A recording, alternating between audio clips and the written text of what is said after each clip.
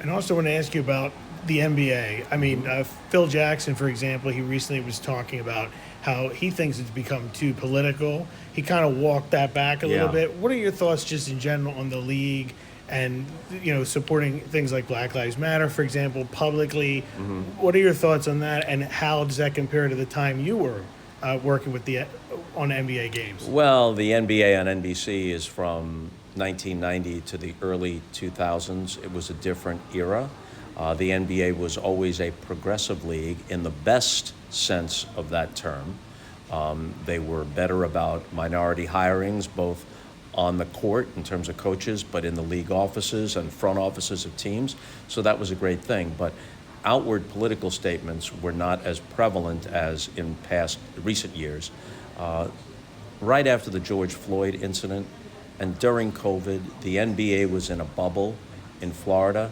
That was a discrete and specific set of circumstances, and Adam Silver has said that. The players made their statement. There were statements on the court. There were statements on the jerseys. But Adam told me at that time that going forward, that would not be the appropriate approach. They're perfectly fine with players making individual statements.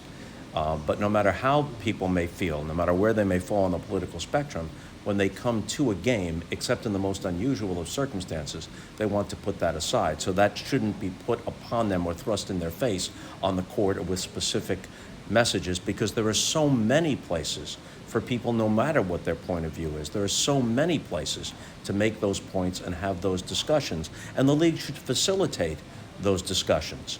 But they don't always have to happen during the game itself.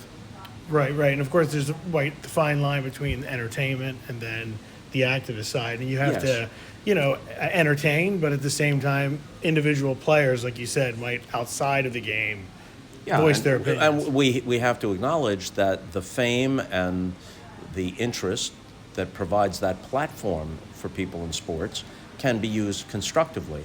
There's a long history of that. But if it becomes league policy, that's something different. I see. And also, I'm sure you're following this as well on Capitol Hill and in Congress. They're talking about making sure transgender women do not play in female sports and women's sports. What are your thoughts on that issue? That is a complex issue, It is. the specifics of which vary from circumstance to circumstance. So I'd rather not get into it now. I'm not dodging it, but I would rather get into it where there's enough time to have a back and forth and have a textured conversation about it. Do you think it depends on the sport, NBA versus volleyball versus tennis? It differs from circumstance to circumstance and person to person. The time in their personal development when it takes place, pre-puberty, post-puberty, during adulthood, during childhood, there are many, many variables involved.